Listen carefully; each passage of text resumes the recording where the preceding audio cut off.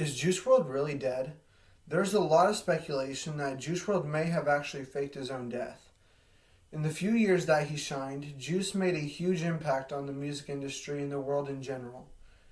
There's a great possibility that Juice WRLD may have faked his own death.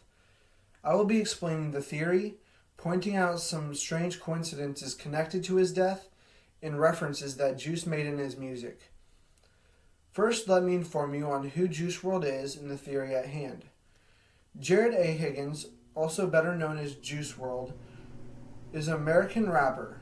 Jared started making music on SoundCloud and became famous almost instantly.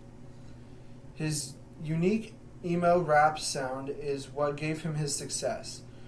Juice struggled with anxiety and depression. He relied on drugs to help deal with his mental health. According to Dan Hyman from GQ.com on May 3rd, 2021, he states that in an interview, Juice claims that it was a habit, but started as early as his freshman year of high school and continued as he discovered the drug-saturated music of rappers like Future. On April 25th, 2017, before his fame took off, Juice tweeted, "My goal is to get overly famous, shine for a couple of years, then fake my death." It seems very bizarre that someone would publicly say that so early in their career. It makes you wonder if this was his plan from the beginning. In his time of stardom, Juice had released 2 albums, a collaborative mixtape with Future. He even won Best New Artist at the 2019 Billboard Music Awards. On December 8th, 2019, Juice had a seizure while walking through Chicago's Midway International Airport.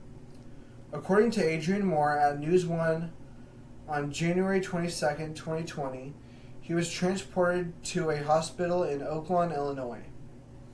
He was given 2 doses of Narcan.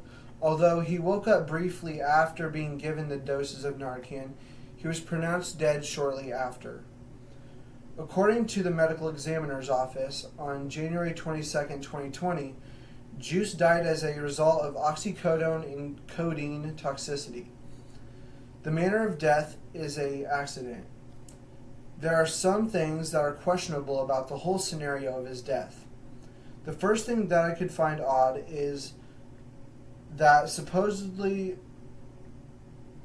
according to Zoe Haylock at Vulture.com, January 22nd, 2020, police were warned that there was contraband on the private jet. Then while they were searching, that is when Juice started to have a medical emergency.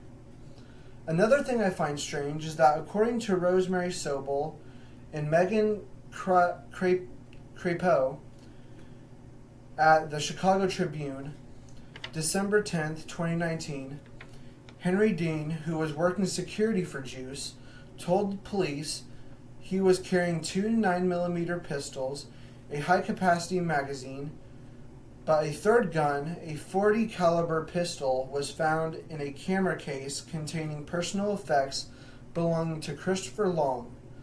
Long denied that the guns were his, but was later charged with unlawful possession of the firearm, a misdemeanor.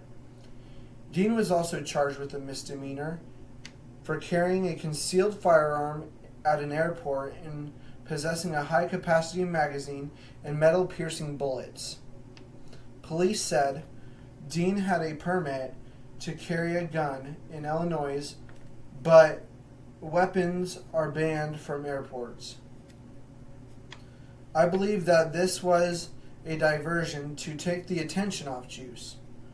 That way, he wouldn't be the only news story to come out of the incident. Nobody got any major charges and Juice got out of the spotlight. I also found it weird how long it took the autopsy. To carry out something like this, it would take tons of planning. Next, I will showcase some lyrics from Juice's music that coincidentally reference his death. On June 19th, 2018, Juice WRLD wrote and released the Too Soon in tribute to the late rappers XXXTentacion and Lil Peep.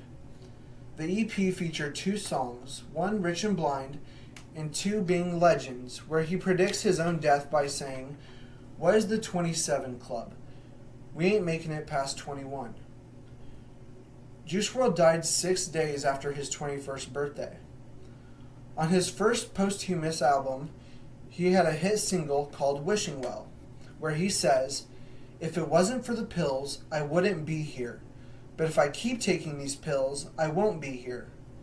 As if that's not crazy enough, he goes on to say, "I just told y'all my secret. Yeah, it's tearing me to pieces. I really think I need them. I stopped taking the drugs and now the drugs take me."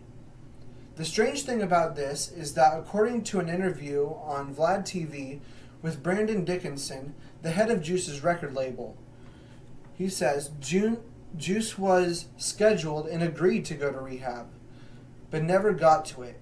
Or did he? Is that the secret? That he didn't die but left to get sober before fame ruined him or he lost himself? There is a possibility that Juice WRLD faked his own death. I have explained the theory, pointed out some coincidences around his death, and mentioned ways that Juice referenced his own death in his music.